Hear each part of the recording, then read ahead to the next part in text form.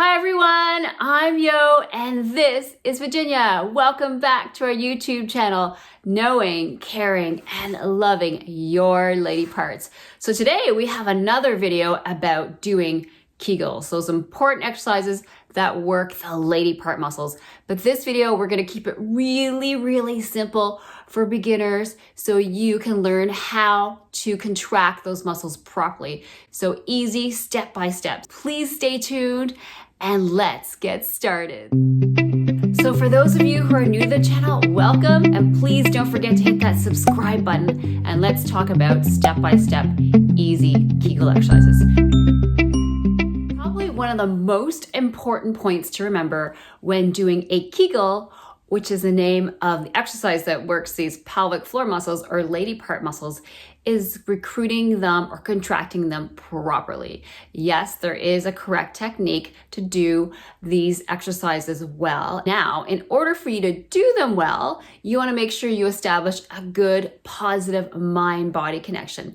That means putting yourself into a position where you can feel the muscles as optimally as possible. The position that I find works the best is usually lying down or sitting. So lying down is optimal because the other muscles that we tend to use to compensate for these pelvic floor muscles are more relaxed, like your abdominals, your glutes, your butt muscles, your inner thighs.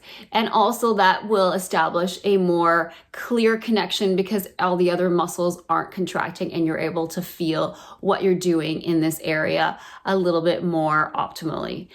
Or secondly, sitting sometimes works well too, most of my clients say. And I think that's because when you're sitting, your bottom is touching something, the chair, for example, and you have a frame of reference to pull up against, or you can put a towel in this area here so you can pull up against the towel. So choose a position where you find you can feel these muscles optimally and is of course comfortable for you so you're relaxed, so you're ready to begin. And secondly, so now that you have established a comfortable position and you're ready to do a Kegel, what you want to try to do is remember from the video here, if you don't remember, we've got to remember to connect with where this muscle is. So when you visualize a muscle, if you're doing any exercise, that'll enhance that mind-body connection. So visualize what you're doing, and in order for you to visualize what we're doing for a Kegel, you got to know where it is, so the anatomy. So remember, it's that funnel-shaped muscle at the bottom of the pelvis, and when you're contracting, it's an in and squeeze and lift. So just visualize the anatomy of the muscle when you're contracting. Now that you're in a comfortable position and you've established and you remember the anatomy of the muscles and where it is so you can visualize it when you're contracting. So the important thing is how you're contracting or recruiting the muscle. Remember, you want to do a squeeze in and lift up towards that front of the pelvis called the pubic symphysis.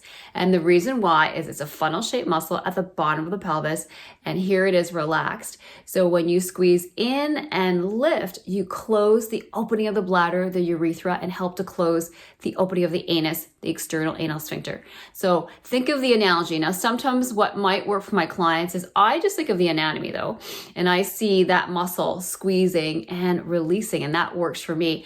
Sometimes I get clients to put a finger at the front of their pelvis, their pubic symphysis, and they use that as a reference point to pull up towards.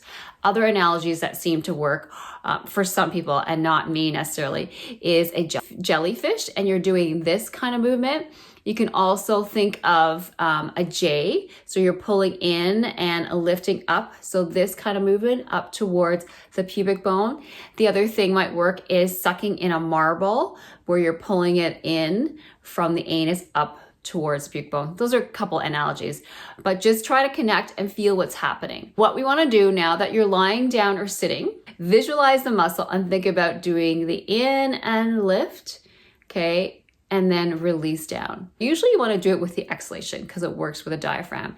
And this is further explained in my breathing video. But what you want to do is as you exhale, try to engage the in and lift towards that pubic bone and relax. So try to connect with anything that you're feeling. Do you feel something tightening? and hold it there and then release. Okay, so just connect with that change in terms of the muscle contracting. And sometimes it's hard when you've had a baby, things are just not working well, or you're really, really weak. You may have to really work on that connection, but you'll get there. I have faith in you.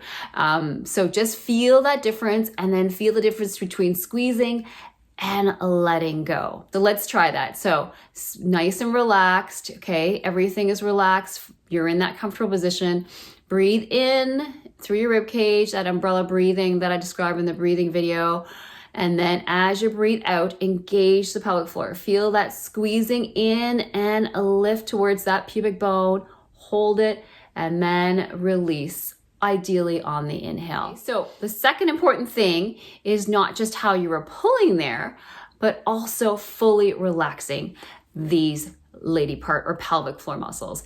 And the reason is that you want to work the pelvic floor muscles through the whole range of that contraction, and not just like this, because that can give you tightness in the area, and also you're not working it through the whole range. It's like doing a bicep curl and just doing this. You want to get that whole range of the muscle, it's called, okay?